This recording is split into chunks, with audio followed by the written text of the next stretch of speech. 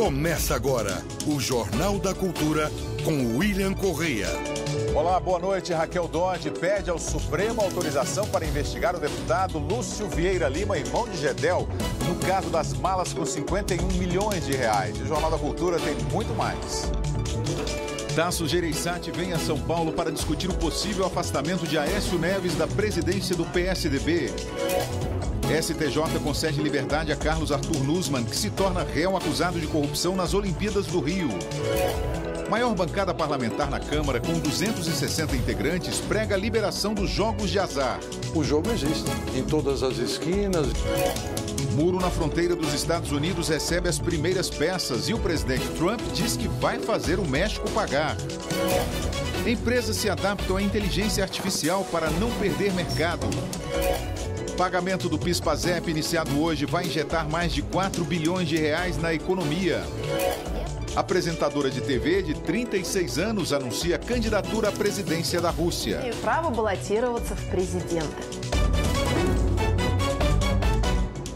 E eu tenho hoje a companhia do filósofo e professor da FAP, Luiz Felipe Pondé, e do empresário Emerson Capaz. Participe com perguntas e comentários através do Twitter na hashtag Jornal da Cultura. A segunda denúncia contra o presidente Michel Temer vai ser votada na próxima semana no plenário da Câmara e, em busca de apoio, o Palácio do Planalto vai exonerar mais ministros. De olho na votação no plenário da Câmara, amanhã novas exonerações devem ser divulgadas. Entre elas, a do ministro responsável pela articulação do governo, Antônio Baçaí. Ele voltará temporariamente à Câmara dos Deputados. A segunda denúncia vai ser lida no plenário da Câmara na terça-feira que vem. A previsão é que ela seja votada na quarta. A Procuradoria-Geral da República acusa o presidente Michel Temer e os ministros Eliseu Padilha e Moreira Franco de organização criminosa. Temer ainda foi denunciado por obstrução da Justiça. Por 39 votos a 26, a Comissão de Constituição e Justiça da Câmara aprovou o parecer do deputado do PSDB, Bonifácio de Andrada, que recomenda o arquivamento do processo. Perdeu votos em relação à denúncia número 1, que eles, governistas, também diziam que era pelo menos mais robusta que essa. Ora, isso é um sinal que essa base é frágil, que pode ter, inclusive até quarta-feira, outras defecções. É importante que nós tenhamos um número de votos que seja, inclusive, suficiente para que a gente possa fazer as reformas que são necessárias para o Brasil e que a gente tem que começar a discutir no dia seguinte da denúncia. Às vésperas da votação, no plenário, a relação entre Michel Temer e o presidente da Câmara, Rodrigo Maia, se mostra estremecida. Temer e Maia se reuniram ontem no Palácio do Planalto, mas a divulgação feita pelo próprio governo, que o encontro seria para discutir o rito da denúncia, incomodou o presidente da Câmara. Em nota, Rodrigo Maia disse que a versão era falsa, que atendeu a um pedido do presidente Michel Temer para esclarecer episódios recentes que deram margem a incompreensões. Michel Temer não respondeu à nota de Maia. No Senado, a expectativa está na análise de um pedido de cassação contra o senador Aécio Neves, do PSDB, por quebra de decoro parlamentar. Ontem, o tucano reassumiu o mandato depois de ficar 21 dias afastado e sem poder sair de casa à noite, por ordem do Supremo Tribunal Federal. O presidente do Conselho de Ética da Casa, senador João Alberto, do PMDB, disse aguardar um parecer da advocacia no Senado sobre a representação contra Aécio. O pedido de cassação foi feito no dia 28 de setembro pelo PT. Em julho, uma representação parecida, protocolada pela rede e PSOL, foi arquivada. O senador Aécio Neves ainda enfrenta pressão para deixar definitivamente a presidência do PSDB. Ele está licenciado do cargo desde maio. O presidente interino, o senador Tasso Gereissati, disse que a decisão cabe a Aécio, mas declarou que não vê mais condições dele retomar o cargo. Tasso está em São Paulo para debater o tema com o governador Geraldo Alckmin e com o ex-presidente Fernando Henrique Cardoso. E o presidente da Câmara dos Deputados, Rodrigo Maia, estará no centro do Roda Viva na próxima segunda-feira, logo depois do Jornal da Cultura. Não perca. Emerson Capaz, boa noite. Boa noite. Uma questão que sempre me incomoda muito e deve incomodar muitos brasileiros é essa licença que os ministros pedem para votar uma pauta um projeto, uma proposta do governo, né, na Câmara dos Deputados, e depois retorna de novo ao Ministério. Isso não está errado? Está errado, é uma coisa super sem sentido, quer dizer, não faz sentido nenhum você querer liberar um ministro, 2 ministros, como se tivesse dependendo de 2 votos, 3 votos. Eu acho que não vai, eu espero que não vá depender de 2, 3 votos, né? Porque a articulação toda do governo, o jogo de emendas, o jogo de liberação de recursos para que essa denúncia não dê continuidade na Câmara dos Deputados está aberto, está explícito. Aliás, hoje, né, Pondé, o cansaço de todos nós com esse joguinho político que temos que presenciar quase todos os dias. Agora, por exemplo, a questão do PSDB, Aécio Neves, passou por todo esse mal-estar, essa sensação absurda de todos tendo que presenciar isso. Por que não sai da presidência do PSDB? Em que é importante para o Aécio Neves continuar na presidência do PSDB? É uma coisa hoje que para ele deveria ser, olha, acabou, passou, pelo menos vai enfrentar o tribunal lá na frente, sem dúvida nenhuma, se licencia da presidência do partido, libera para o Tasso Gereissati, está correto. Mas ele não está com medo exatamente do enfraquecimento ainda maior dele, não? Mas agora, que enfraquecimento maior pode acontecer depois de todo esse estrago político? Nenhum maior, a não ser ficar o tempo inteiro se falando dele, porque que ele não libera, porque que ele não sai, né? Eu acho que isso é a pior coisa que tem hoje. Na política, às vezes, você tem que ter um pouco de desprendimento dos cargos públicos, se licenciar, se preservar pessoalmente e, principalmente, preservar o partido, o que, pelo menos, restou do PSDB hoje. Hoje você olha e fala, o que é isso, meu Deus do céu? As pessoas não olham mais e não veem o que está acontecendo na realidade brasileira. Não é possível. Se todo mundo que está em Brasília acha que nós aqui no Brasil, fora da ilha de Brasília, não estamos presenciando isso, vai tomar um susto na eleição do ano que vem.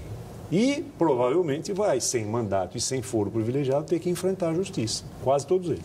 Luiz Felipe Pondé, boa noite. Boa noite. Você acredita realmente que a população está de olho nessas votações que ocorrem no Congresso Nacional, principalmente relativas ao presidente Michel Temer, ou eles estão com o olhar no bolso, na mesa? Eu acho que eles estão com o olho em Brasília e o olho no bolso. Só que o olho em Brasília é um pouco míope e o olho no bolso está com a visão mais acurada, certo? Com isso eu quero dizer o seguinte, as pessoas, muita gente vai acompanhando, algumas são mais interessadas em política do que outra. Agora, o dia a dia, ele se impõe e tem se imposto por conta de uma certa melhoria econômica, uma economia um pouco mais organizada, e as pessoas vão colhendo esses resultados e elas vão se ocupando com isso. Mas eu não acho que elas deixem de prestar atenção e saber. Eu acho que existe um pouco um cansaço, sabe, quase cognitivo. Isso eu me refiro ao seguinte, mais uma manchete do jornal falando de alguém que foi denunciado, mais não sei quem, agora a Raquel Dodge no lugar do Janot, pediu não sei o que contra não sei quem. Mas qual é o nome mesmo de hoje? Era antes, era quem? Como é o nome mesmo? Então, eu acho que existe uma espécie de cansaço cognitivo quase dessa situação. E mas esse não cansaço, poderia ter, né? Mas a verdade é que, do ponto de vista, a gente já teve a chance de discutir isso aqui no jornal, as pesquisas empíricas em política nos Estados Unidos hoje, cada vez mais aponta que o eleitor, ele só se ocupa de política quando tem algum problema muito grave que vai diretamente o cotidiano dele. Você tem pessoas que se ocupam de política, gostam de política, profissionalmente se ocupam de política como nós, ou os profissionais da política, certo? Mas a população, no dia a dia, ela tende a votar pragmaticamente e a não prestar tanta atenção à política, mesmo que ela xingue o Temer ou xingue o Aécio.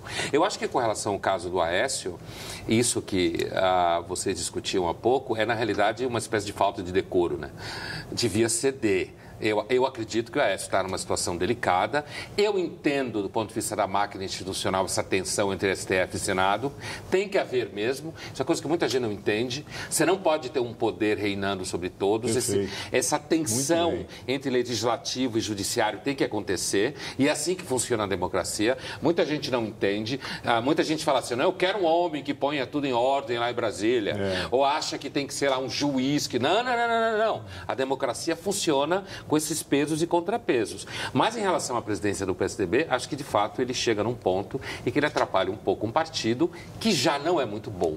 na sua dinâmica interna. Nunca A presença dele, você acha que vai desgastar ainda mais a imagem do PSDB? Eu acho que atrapalha um tanto, Olha, vamos registrar aqui a participação dos nossos telespectadores. Reinaldo Berto, não entendo a passividade do povo mediante tantos escândalos. Se deu a explicação disso aí agora, né? Marcos Paulo Miranda, um absurdo o corporativismo existente no Congresso Nacional. O povo não quer militares, mas exige que não seja corruptos. Então, você veja, o que está acontecendo? As pessoas, não é que elas estão... Na verdade, quando se fala dessa passividade, ela não existe, essa passividade. A indignação pessoal de cada um, hoje ela está evidente. As pessoas estão indignadas. Por que não sai para a rua? Por que não sai para a rua? Porque não tem uma mobilização sobre... Sabe vai botar quem no lugar? Para gritar o quê? Para tirar o tema, para falar abaixo isso, abaixo... Vamos criticar o quê? Já tiramos, já colocamos um outro presidente, o vice assumiu, vamos agora com ele até o fim, vamos na eleição, vai todo mundo votar contra isso que está aí. Você não tem a dúvida. E a economia melhorou. A economia melhorou, a situação está boa, os empregos estão começando a voltar, recorde agora em setembro de novo, não sei, a gente vai falar sobre isso. A economia está, de fato, felizmente, voltando aos trilhos. Isso é importante para o dia a dia do brasileiro. E ele sente isso, Pondé. Você tem razão quando você coloca. A economia descolou, e não é que o descolar significa descaso em relação à política. Não, ótimo que a gente está dizendo. A política, na hora certa, nós vamos tomar conta dela. Agora eu quero que arrume o país. Vamos arrumar o país e depois nós vamos lá olhar para esses caras e vamos cuidar deles. Agora, eu acho um detalhe interessante na matéria que passava, quando apareceu, pelo menos eu me lembro, da oposição, ligado a partidos como o PSOL, PT, falando dos absurdos, das manobras do Temer para conseguir. É exatamente o que a Dilma tentou. Isso é política desse ponto de vista que a gente está falando. O cara agora lá, ele está falando, todo indignado, porque o Temer isso, porque o Temer aquilo, mas na hora que a Dilma estava no centro, eles fizeram a mesma coisa, inclusive liberando o ministro. Fizeram a mesma coisa, certo? Então, essa memória próxima a gente tem que ter. Muitos desses políticos que estão aí agora posando de gente em nome da ética para derrubar o Temer, quando era a bola da vez era a Dilma, eles estavam investindo no mesmo tipo de discurso com relação à defesa da Dilma no poder. O fato é que o PT se demonstrou incompetente, e a Dilma também, para fazer o jogo que o Temer está se revelando competente. Cada um defendendo, então, a sua ideologia. O Marcos Paulo Miranda, do PSDB, com a permanência do Aécio, se desgastou muito, ou seja, todos são iguais. Um relatório da Polícia Federal apontou que o senador Aécio Neves, do PSDB, ligou para o ministro do Supremo Tribunal Federal, Gilmar Mendes, 46 vezes entre março e maio deste ano, sendo que 22 ligações foram completadas. Neste período, as investigações do senador já estavam sob a responsabilidade do ministro Gilmar Mendes. As ligações ocorreram, inclusive, no dia em que Gilmar concedeu decisão favorável a Aécio em um inquérito no qual o tucano é investigado por corrupção. Em nota, Aécio Neves afirmou que manteve contato com o ministro para tratar de questões relativas à reforma política. O ministro Gilmar Mendes afirmou que sempre manteve contato com os presidentes dos partidos para tratar de reforma política. É normal, então, um senador conversar com o ministro, mesmo esse ministro, mesmo sendo o ministro que irá julgá-lo? Não acho nada normal, acho inclusive preocupante que venha a público essa questão, porque no fundo não é uma ou duas ligações, né? São 40 e poucas ligações para um ministro do Supremo Tribunal que depois se posicionou de determinada forma, que obviamente não se sabe se tem a ver, se não tem a ver, mas de alguma forma isso mostra uma interferência.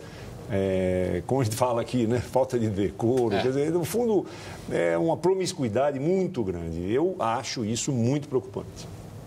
É claro que você pode dar a explicação que der, mas a democracia contemporânea ela tem muito de imagem, né?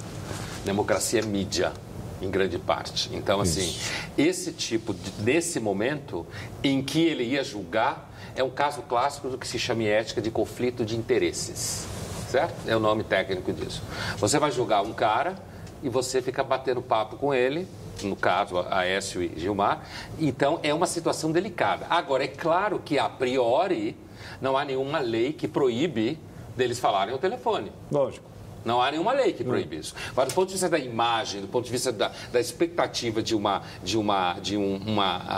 respeito à tese de não haver conflitos de interesses nas relações, numa relação como essa, pega mal. Causa estranheza. Causa estranheza uma estranheza mesmo, pega mal, para os dois, né? Mal. O William Germano mandou uma mensagem para você, que viu, Emerson Capaz. A economia melhorou só se for para os empresários, porque há milhares de desempregados vivendo na informalidade. Na verdade, demora a chegar o emprego, lógico. É isso? E olha, vou lhe dizer mais. Eu respeito a opinião dele, lógico. Pode ser que ele tenha ainda esteja ainda sofrendo. São 13 milhões ainda. Como muita gente ainda não está empregada. Mas olha, esse mês agora foram 35 mil vagas geradas e ao longo do ano 200 mil.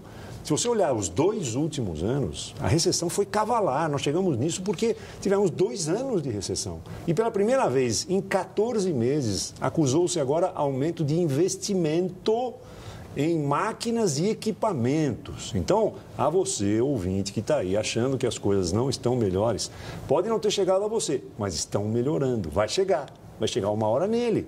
Ele está reclamando agora, vai perceber isso gradualmente. É óbvio que você não tem um boom, porque se você tivesse um boom na economia, a inflação estourava para que você pegasse 13 milhões de desempregados de uma hora para outra e voltávamos a entrar numa barafunda na economia. Então, ela tem que ser gradual mesmo. Você vê, a inflação está baixa, está voltando e sem inflação, com juros baixos. Isso é que é importante. E vamos dizer que se existe economia informal, já é alguma coisa. Já é alguma coisa, é verdade. Se existe algum tipo de economia Exatamente. informal, como um preâmbulo, já é alguma coisa. Isso. Ou seja, você está se virando ali como pode, buscando uma forma de sobrevivência, porque a gente tem que lembrar que a economia informal não é sinônimo de economia criminosa, né? Não. Do ponto de vista das pessoas que estão envolvidas. Porque né? a modernidade vai levar para isso. Então, há uma tendência, inclusive, do ponto de vista do avanço do capitalismo, a você produzir uma certa informalidade, inclusive para deixar o dinheiro circular, né?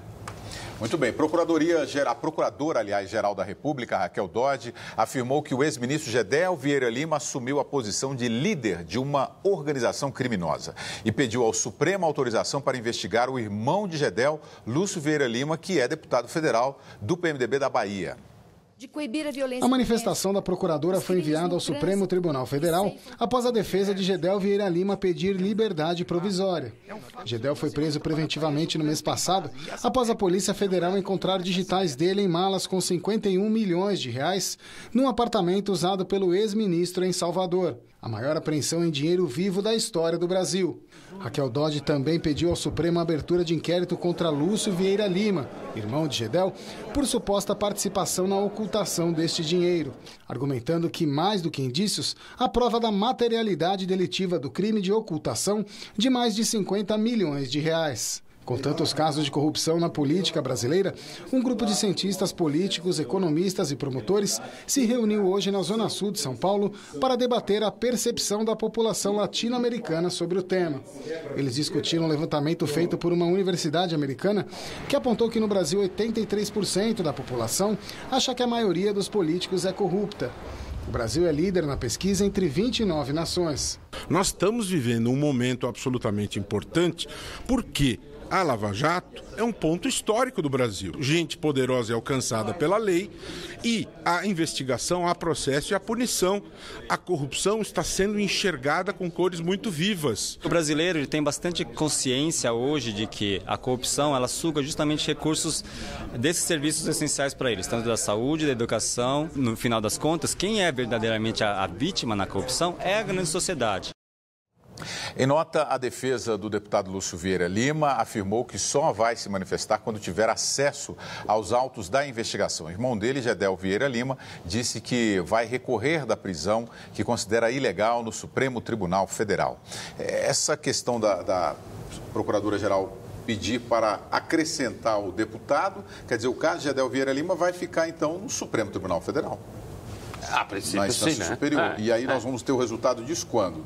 A geração dos nossos netos ou bisnetos? Não, olha, aí vamos à fala do nosso colega Leviano aqui da bancada, certo? Que foi entrevistado. Isso né? mesmo. Então, assim, isso é uma possibilidade, mas ao mesmo tempo a gente tem que lembrar que a gente está vivendo um momento no Brasil diferente, que é um momento em que certas figuras muito importantes vêm à tona e são presas, e são julgadas. Não é todo mundo, mas o momento é um momento marcante. Então, apesar de que corre o risco de haver um pouco vai e volta em muitos casos, a gente não viveu no Brasil, pelo menos que eu lembre, nem estudando, nem vivo, um processo como esse, em que, de fato, você tem a sensação, citando ele mesmo, de que a lei alcança determinadas figuras que nunca alcançou. E não só isso, né, Pondé? Alcança as figuras, alcança recursos, você consegue pegar 51 milhões em um apartamento. O que é 50? Bom, imagina se não tivesse a Lava Jato. Aonde estaria esse dinheiro? Esse é um banco. Um dos maiores roubos do mundo. Do mundo! Nunca se achou um volume de recurso desse, que esse dinheiro estava lá e era um banco que financiava não sei quem, mas era quase um banco informal. Nós tínhamos lá um caixa eletrônico para você sacar na hora que precisasse. Com impressões digitais, já se sabe quem mexeu nesse dinheiro, a investigação continua, as pessoas vão ser lá na frente, vão provavelmente pegar, e é óbvio que não acontece, né, Pondé, na velocidade que nós gostaríamos. É lento, e é bom, né? Porque é institucional. As instituições funcionam no Brasil. Mas você viu a pesquisa apontando aí o descrédito da população brasileira com os políticos, né? Normal, ainda bem. Né? Porque, no fundo, a política está se mostrando no Brasil, pelo menos esses que estão aí estão mostrando. Política ou político? Não, os políticos. Porque a política tem que desprender dessa coisa da política. Exatamente isso, não a política. Os políticos não estão à altura do exercício da política. E não é só aqui, né? Você tem vários países do mundo onde há uma certa crise com relação às figuras políticas, por razões diferentes, né? Mas A Justiça Federal tornou réus o ex-governador do Rio de Janeiro, Sérgio Cabral, e o ex-presidente do Comitê Olímpico Brasileiro, Carlos Arthur Nussmann. Eles são acusados de corrupção na compra de votos para a escolha do Rio de Janeiro como sede olímpica em 2016. Agora, Sérgio Cabral responde a 16 processos na Operação Lava Jato. O Superior Tribunal de Justiça concedeu liberdade a Nussmann, horas antes dele se tornar réu. O Cartola estava detido desde o início do mês e teve a prisão preventiva trocada por medidas cautelares. Nussmann não pode deixar o país e ter contato com outros investigados na Operação Jogo Sujo. O desenvolvimento da chamada inteligência artificial está criando programas capazes de aprender sozinhos, sem a ajuda humana. Atualmente, a tecnologia digital nos acompanha nas áreas de produção e consumo.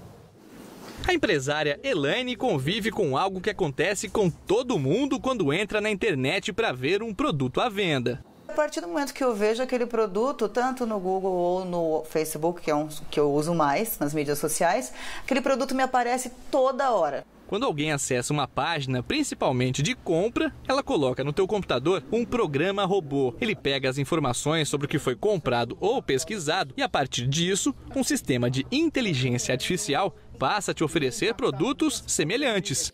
Você sabe aquela sua amiga que quando ela liga para você e fala: Fernanda, vamos naquele evento? E você fala: nossa, que coincidência, eu estava pensando nisso. A inteligência artificial é isso. O comércio virtual não é o único que tem se desenvolvido com base na inteligência artificial. Ela também avança a passos largos na indústria, aumentando a competitividade. Robôs estão na indústria automotiva, tanto na fabricação quanto no desenvolvimento de máquinas autônomas, como carros e até colheitadeiras que não precisam de ninguém para dirigir. Os serviços eletrônicos também aumentam a eficiência dos bancos. Na agricultura, a produção de papel e celulose conta com a participação da inteligência artificial em quase todo o processo. Nesta fábrica, em Três Lagoas, Mato Grosso do Sul, o viveiro automatizado tem capacidade para produzir 43 milhões de mudas de eucalipto e conta com 24 robôs que fazem a seleção, o plantio, o diagnóstico das mudas e até o embarque automático para o transporte. Tudo com base em inteligência artificial.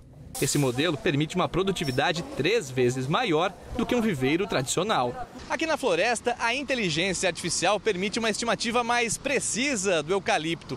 A medição da altura e da forma das árvores é mais rápida. Com isso, um sistema inteligente de computador analisa dados em uma área maior e em menor tempo, facilitando a colheita e o abastecimento das fábricas. As possibilidades de aplicação da inteligência artificial são infinitas. No futuro, ela não vai substituir o homem, mas em muitos casos, tomará decisões no lugar dele. O ramo de advocacia está se automatizando nesse sentido. O ramo de telecomunicações por telemarketing, bastante, né? A comunicação através de navegação dentro de sites. Quer dizer, ela caminha para esse sentido que a gente está falando. A nossa vida, na verdade, está sendo mapeada, é isso, né? Não é mapeada, mas assim, a tecnologia hoje ela é um alicerce do desenvolvimento, não tem volta, isso é irreversível. Você olha o que você vê, a capacidade de produção, de aumento de produtividade, capacidade de absorção de tecnologias novas. O que é chato é que você começa a ter essa interferência, né? Você busca um livro, a gente estava comentando aqui, vai lá, começa a aparecer livros semelhantes. Você pega um hotel, começam hotéis no mesmo lugar na praia que você pesquisou. E isso é inevitável. Só que, A inteligência artificial, ela traz um benefício para a sociedade desde que você consiga ter um certo controle também sobre isso, né? Não é um controle total, mas é um controle do que, até onde ela vai, até onde você tem a tecnologia como um instrumento do ser humano e não substituindo totalmente o ser humano, que eu acho que não vai conseguir, mas é importante, é uma coisa irreversível na minha opinião. Rogério Rizzo, e como não acreditar que tal inteligência artificial não nos vigia de outras maneiras? Olha, inteligência artificial está aqui, ó. Né? A gente está lidando com o algoritmo o tempo inteiro. Com relação a essa ideia que está vigiando, eu penso o seguinte: primeiro, a gente alimenta os algoritmos, sem nós eles não existiam, porque a gente vai buscar serviços, certo? Quando você faz um exame médico, por exemplo, tá? Você vai fazer no laboratório X, exame médico. E aí perguntam para você quer retirar aqui ou prefere que a gente mande diretamente para o seu médico? Ah, não, eu quero que mande imediatamente para o meu médico, porque eu não quero pegar trânsito, venho até aqui, não. Ou seja, está alimentando o algoritmo. Por que a gente alimenta o algoritmo? Porque o algoritmo torna a vida mais fácil. Isso. Ela torna a vida mais economicamente viável, mais produtiva.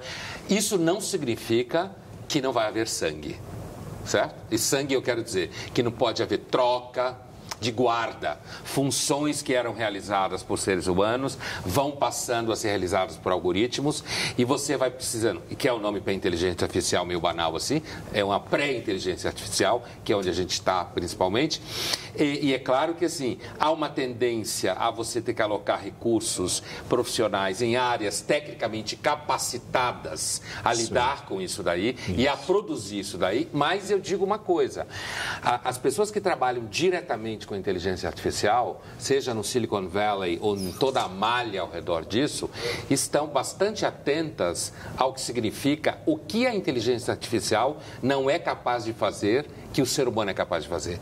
Então, na verdade, a queda de braço com a inteligência artificial é o que o ser humano é capaz de identificar nele que não pode ser trocado pela inteligência artificial. Porque o que puder vai ser trocado pela inteligência artificial. E, Pondé, nós temos que estar preparados para treinar e preparar o ser humano e as pessoas para substituírem nesses empregos que surgirão da tecnologia nova que virá em troca daquela mão de obra que faz sempre a mesma coisinha. Sim, que a inteligência pode fazer. É ótimo você ter aquela história do Chaplin, aquele filme que ele ficava fazendo, martelando o tempo inteiro. Aquele emprego vai sumir e virão empregos novos. Nós vamos educar as pessoas para isso. Você tem hoje equipamentos de inteligência artificial que começam a fazer diagnósticos. Então, se você tem pacientes remotos, né, em distância, ainda que você tenha que ter médico nas duas pontas, seres humanos, né, você já tem um processo mediado por equipamentos de inteligência artificial que aceleram diagnósticos com uma razoável precisão. Em que lugar do planeta alguém vai achar que a gente não vai usar isso? A gente já usa no dia a dia. O Waze é isso. Uber é isso. 99 táxi. O sistema de que você usa para não ter que ir ao banco é isso, certo? Então a gente está do lado da inteligência artificial. A seguir, Justiça Federal suspende bloqueio de parte dos bens dos irmãos Batista. Discussão sobre a liberação dos jogos de azar ganha força no Congresso Nacional. Aguarde só um instante.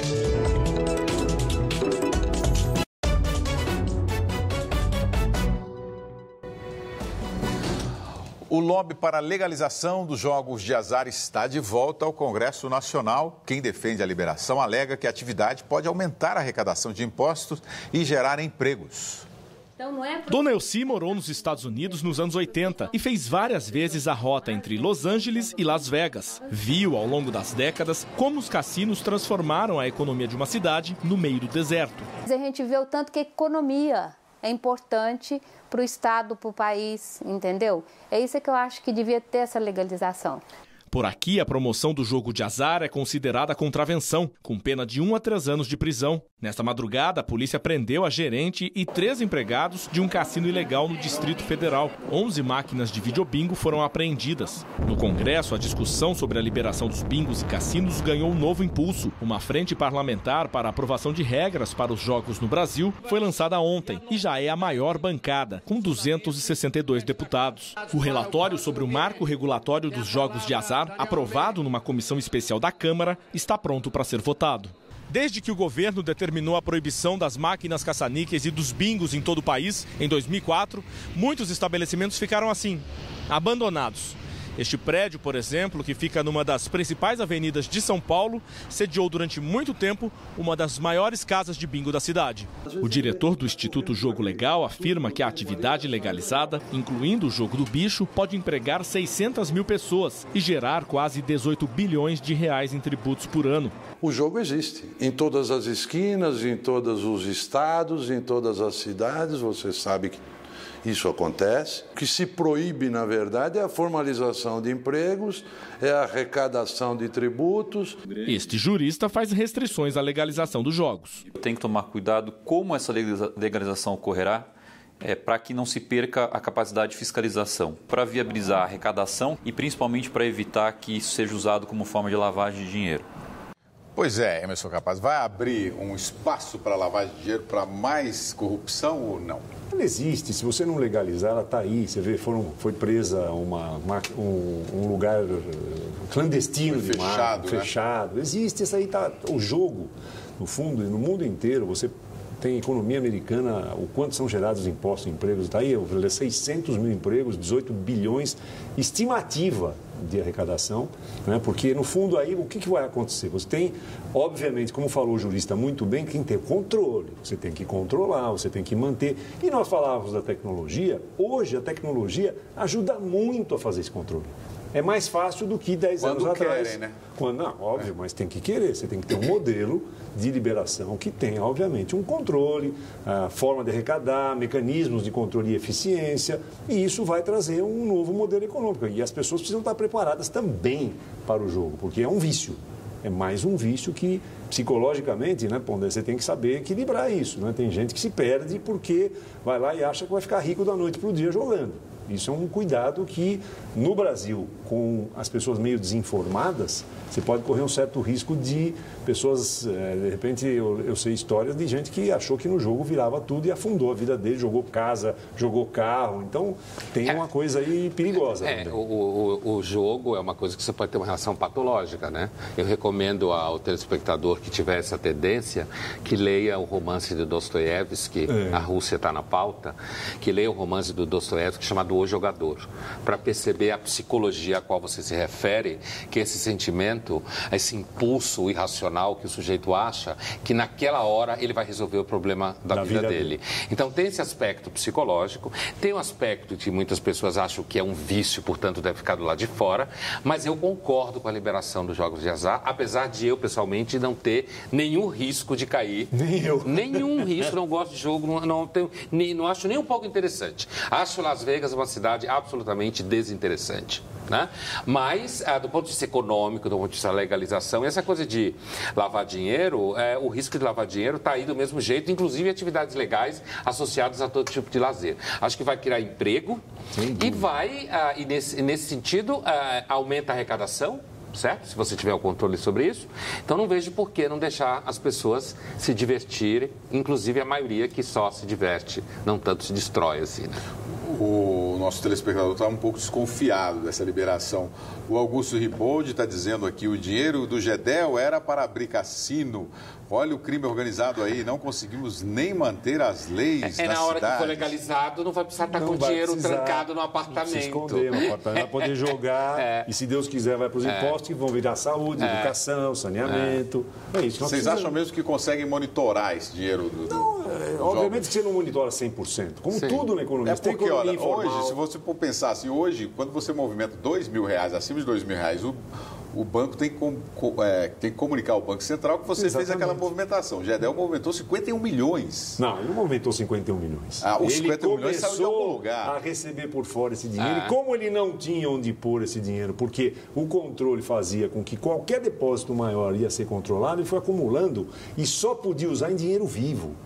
No fundo, aqueles 51 milhões também são frutos de um controle eletrônico que existe hoje, que se ele pusesse, e as pessoas não têm como fazer com isso, e na Suíça, em qualquer lugar, ia ser detectado e ele estava morto. Então ele tinha que acumular em dinheiro vivo. Fruto dessa questão do controle, para desaparecer. E aí, um monte de países do mundo tem jogo legalizado e funciona. E eu acho que isso é puritanismo brasileiro. Muito bem. Puritanismo. A Justiça Federal suspendeu a ampliação do bloqueio dos bens dos irmãos Joesley e Wesley Batista e das empresas da família. Continuam congelados 60 milhões de reais retidos após Joesley fazer um acordo de delação com a Procuradoria-Geral da República. A Justiça atendeu aos argumentos do Ministério Público, que previa a dilapidação do patrimônio com bloqueio total, o que poderia inviabilizar o ressarcimento de 1 bilhão e 200 milhões de reais aos cofres públicos. Os irmãos Batista foram presos no começo de setembro e se tornaram réus acusados de usar informações privilegiadas para lucrar no mercado financeiro. Começou hoje o pagamento do PIS/PASEP para idosos com mais de 70 anos. Ao todo, mais de 4 milhões de pessoas com mais de 70 anos serão beneficiadas neste primeiro lote. Não há data limite para os saques. Em novembro, todos os aposentados poderão sacar o benefício a partir do dia 17. E em dezembro será a vez de homens com mais de 65 anos e mulheres com mais de 62. Saques até R$ 1.500 podem ser feitos em caixas eletrônicos. A Assembleia Legislativa do Maranhão aprovou o projeto que prevê a realização de um plebiscito para a mudança do nome do município Presidente Sarney. O projeto, de autoria do deputado Bira do Pindaré, do PSB, defende que na Constituição Federal é proibido dar o nome de pessoas vivas a bens públicos, incluindo cidades. O município José Sarney tem 17 mil habitantes e foi criado em 1997. A Justiça Federal derrubou a liminar que limitava o trabalho de enfermeiros no país. Agora os profissionais poderão voltar a fazer consultas, pedir exames e também prescrever medicamentos. Uma portaria do Ministério da Saúde proibia enfermeiros de atender pacientes e garantia exclusividade aos médicos. O ministro Edson Fachin, do Supremo Tribunal Federal, votou contra as normas do Ministério da Saúde e da Anvisa que restringem a doação de sangue por homossexuais. O ministro afirmou que as normas geram discriminação e ofendem o princípio à dignidade humana e igualdade perante outros doadores. Relator do processo, Fachin foi o primeiro a votar entre os 11 ministros. A decisão final depende de uma maioria de 6 votos. A sessão foi interrompida pela presidente do STF, Carmen Lúcia, que suspendeu o julgamento até a próxima quarta-feira. Em instantes, disciplina que mostra a importância de negros na matemática será obrigatória em universidade. E os Estados Unidos começam a construir protótipos do muro na fronteira com o México. São os próximos assuntos.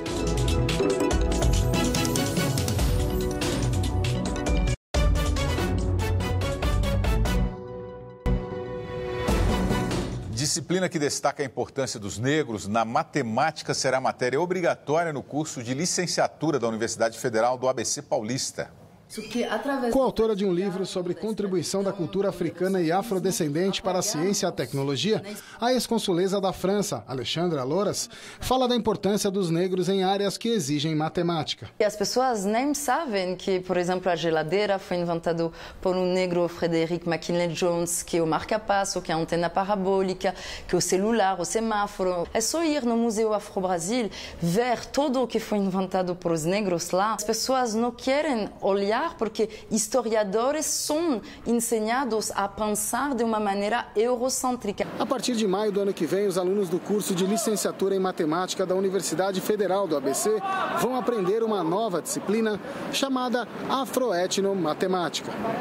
A matéria estuda a contribuição dos negros à matemática ao longo da história. Jogos, técnicas de lógica, raciocínio e equações geométricas e cálculos de origem africana. Um exemplo é o osso de Lebombo, usado cerca de 35 mil anos antes de Cristo. Ele contém uma sequência de 29 marcas usadas até hoje por algumas tribos africanas para determinar quantidades. O que a gente quer é que não tenha só essa cultura branca, mas que tenha também a cultura africana, que também é importante e que ela, com o tempo, ela também foi esquecida. A proposta para criar a disciplina foi apresentada pelo coletivo Negro Vozes. A gente criou essa disciplina, pensou essa disciplina para poder também trazer o nosso ponto de vista e as coisas que são escondidas da gente ou clareadas.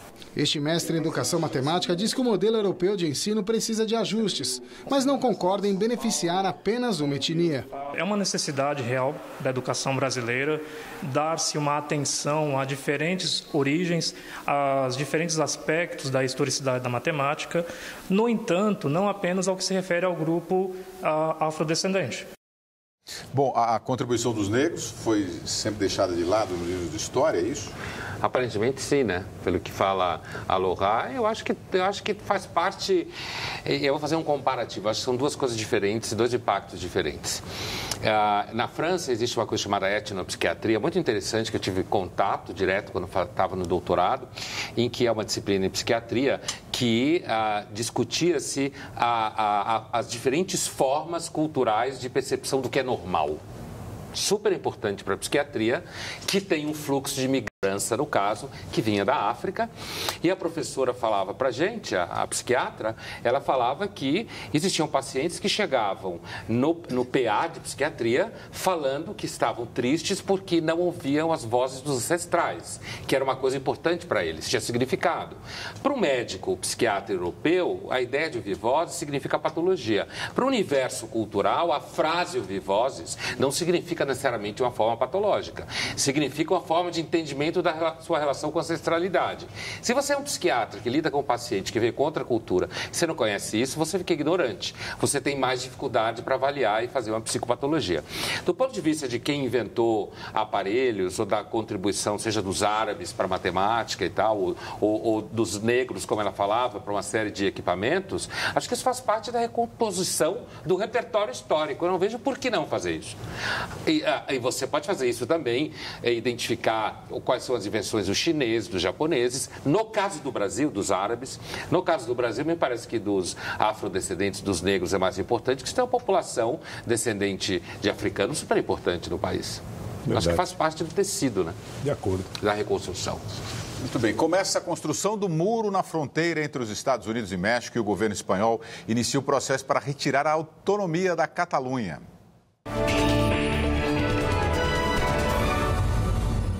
Com o objetivo de restaurar a legalidade em Catalunha. O porta-voz do governo espanhol anunciou que a partir de sábado vão começar os procedimentos para a intervenção na Catalunha. A medida poderá dissolver o parlamento da região e derrubar o presidente Carles Puigdemont, que ameaça enviar uma declaração de independência ao parlamento catalão. Apesar das divergências, a onda separatista tem dado lucro aos fabricantes de bandeiras espanholas. Só este, que antes vendia 600 bandeiras por mês, já vendeu em apenas 20 dias mais de 35 mil bandeiras em diferentes tamanhos.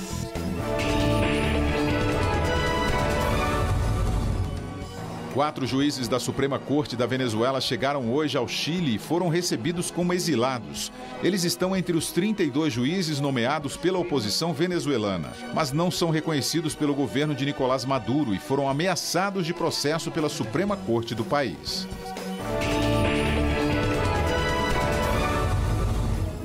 O muro na fronteira do México com os Estados Unidos, uma das bandeiras da campanha de Donald Trump, começa a virar realidade. Na região de San Diego foram apresentados 8 protótipos que têm entre 5 e 8 metros de altura, criados para deter a imigração ilegal. A fronteira norte-americana já tem mais de 900 quilômetros de muros prontos e quase 3 mil quilômetros sem barreiras. A construção do muro deve custar mais de 20 milhões de dólares e Trump afirmou que vai achar um jeito de fazer o México pagar pela obra. Capaz. É ridículo, né? Eu acho esse Trump ridículo. Não vou perder tempo comentando o Muro do México. É impressionante isso, mas eu queria falar da Catalunha, porque realmente me preocupa isso. Esse movimento separatista no mundo hoje é uma coisa preocupante, porque você olha e vê toda uma tentativa de separação de países que antes tinham uma coordenação mínima, uma articulação. Eu acho que isso é o que aconteceu no Brexit, né? Agora na Inglaterra. Eu acho que é uma coisa que o mundo tem que olhar com muito cuidado, né? É fruto também de um certo, a gente comentava aqui no começo do programa, Pondé, um certo descaso com a política, né? Um certo desencanto com a política no mundo todo, porque são soluções que politicamente deveriam ter sido contornadas, e se não conseguiu é um fracasso da política como um todo, que você tem essa segmentação dos países, é muito ruim. Eu acho que tem um detalhe interessante, se você observar um certo cuidado, que grande parte da mídia, inclusive europeia, tende a atacar os defensores do separatismo catalão hoje, é porque esses defensores estão identificados com uma certa pauta de esquerda. Então fica difícil, se fossem separatistas à direita ou que tivesse um discurso muito claro nacionalista, o ataque a eles, aos separatistas, seria muito mais frontal. Mas como é o nacionalismo que vem cozido no discurso de esquerda, populista, porque é populista, então muita gente que atua na área de conteúdo, de produção de conteúdo e análise, na mídia inclusive europeia, fica cheio de dedos para dizer que isso, na verdade, é uma forma de nacionalismo. Tudo bem, não quero dizer que a priori é sempre ruim, mas é uma forma de nacionalismo, é uma forma de populismo. Muito bem. Hoje teve jogo do Palmeiras, viu, Pondé? Será que o resultado foi bom? Palmeiras e Ponte Preta. O Pondé é um palmeirense, mas nós temos aqui o Vladir Lemos para trazer tudo William. De primeira mão para a gente. Temos um Santista aqui. Temos um Santista, né? E um Cruzeirense. Falaremos dos dois, então, mas a gente sempre prepara um aperitivo aqui. O que a gente vai ver aí, na verdade, é o gol do Palmeiras, o gol do Keno, que abriu o placar. O Keno que vem sendo o talismã do time depois da saída do Cuca, né? Foi novidade na escalação do Valentim. Estava sozinho lá. E eu falei de aperitivo aqui, William, porque a gente vai mostrar só o gol do Keno, o resto a gente vai deixar pro cartão verde, mas o placar um suspense, do jogo do Palmeiras terminou em 2-0. É como novela. E para agradar o Capaz também, o Santos vai vencendo por 1-0, o que de certa forma oxigena o campeonato, né? Porque com a vitória do Palmeiras agora, o Palmeiras chegou ao mesmo número de pontos do Grêmio. O Santos está passando, está indo a 52, retomando a vice-liderança, então tira um pouco daquele ar de já ganhou do corintiano, né? Os 5 primeiros quais são ali? O Corinthians, o Santos nesse momento, aí depois o Grêmio, o Palmeiras e o Cruzeiro. Muito bem. Cruzeiro? Que time é esse? O William conhece bem. Ele é o time lá de Minas, né? Um dos melhores times de Minas Gerais, junto com o Atlético Mineiro. O melhor time de Minas é o Galo. Um dos melhores times de Minas Gerais é o Atlético Mineiro e o Cruzeiro. Dois grandes times de Minas. Muito obrigado pela participação. Logo após o Metrópolis com Elias Júnior, jornalista e apresentador como convidado. Vamos assistir. Muito obrigado. Veja a seguir, a apresentadora de TV lança candidatura à presidência da Rússia. Voltamos já já.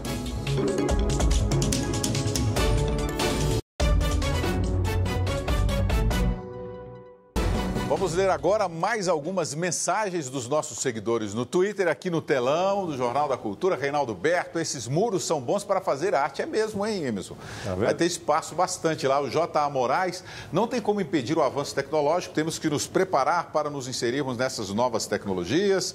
O Johnny Marques, deveriam usar a inteligência artificial para nos ajudar a escolher bons candidatos urgentemente. A inteligência artificial, na verdade, vai ajudar nisso, não é? Porque ela faz essa triagem na internet, né? Sim. Através das mídias sociais você já vai ter isso. Só que eu acho que uma das áreas em que a inteligência artificial não pode se meter é na área da administração do poder político. Aí você tem um descolamento perigoso. Ela ser o político. Ela ser a liderança política. Mas eu acho que esse é um risco, né, Pondé? É importantíssimo. Você vai ter, por exemplo... Na gestão, sem nenhuma dúvida, e na campanha. Na campanha você vai ter ela como instrumento, inclusive, de triagem, por exemplo, de candidaturas. O Trump usou isso na campanha. Mas eu digo, inclusive, William, nessa questão... nós, eleitores? Nós, eleitores, podendo saber, por exemplo, o histórico de candidatos. Tem mídias que estão se preparando para mostrar quem é, o histórico que ele fez, se ele teve corrupção envolvida, se ele não teve. Aí você faz uma triagem melhor. Achar que a gente vai viver sem inteligência artificial é a mesma coisa que achar que a gente vai viver sem Wi-Fi, sem luz. Lógico. Eu poderia viver, não tem problema. Duvido. Porque você usa o Waze, isso é inteligência artificial, cara. Na Rússia, uma socialite e apresentadora de TV anunciou sua candidatura à presidência do país. Меня зовут Ксения Собчак. Ksenia Sobchak, de 36 anos, se coloca como alternativa aos eleitores liberais e infelizes com o atual governo de Vladimir Putin. Ela participou e até foi presa em manifestações da oposição em Moscou e ainda protestou contra o Kremlin nas mídias sociais. A candidata é formada em jornalismo, virou celebridade quando foi apresentadora de um reality show e marcou sua imagem como âncora de telejornal em Moscou. No Instagram, Ksenia é seguida por 5 milhões de pessoas. Fotografada sempre com roupas de grife e em eventos de luxo, já foi descrita pela revista Vogue como uma versão russa de Paris Hilton, a milionária socialite americana. A mãe de Ksenia faz parte da Câmara Alta do Parlamento Russo. O pai foi prefeito de São Petersburgo e é um dos mentores políticos do atual presidente Putin, que controla o governo governo russo há quase 20 anos e, segundo pesquisas de opinião, deve ganhar um 4º mandato nas próximas eleições. Olha a candidatura avulsa aí, hein, Pondé? Mas você vê que ela tem histórico, hein? Ela não é uma política paz e tudo. Ela vem da aristocracia, da política também. Assim, rapaz, o pai dela em Petersburgo, Putin é de Petersburgo, cresceu na KGB. Mas assim, a situação hoje, os russos têm esse apoio grande pelo Putin, apesar de que o Putin, a Rússia não é uma democracia no sentido que a gente normalmente pensa, você tem, é uma sociedade onde as oligarquias econômicas têm razoável controle, onde o Putin tem o controle total, quase absoluto, do parlamento, né? E assim, mas a população normalmente apoia muito o Putin porque relaciona o Putin à melhoria econômica da Rússia, mesmo com boicote. E veja que grande parte dos russos acha que a Crimeia é russa mesmo, e ela é, de certa forma. Grande parte da Ucrânia, a primeira capital da Rússia foi Kiev, que é a capital da Ucrânia, mas o aporte econômico, uma economia mais estável, a gente tem que ver que a Rússia vem de um período de final da União Soviética, destruição da economia, de um processo de privatização capitaneado pelo Gorbachev, que é odiado na Rússia, ao contrário, porque é visto como incompetente e irresponsável, que privatizou de modo irresponsável a economia russa. E depois um período do Boris Yeltsin, bastante desorganizado politicamente. O grande capital do Boris Yeltsin é que ele bancou contra golpe soviético, né?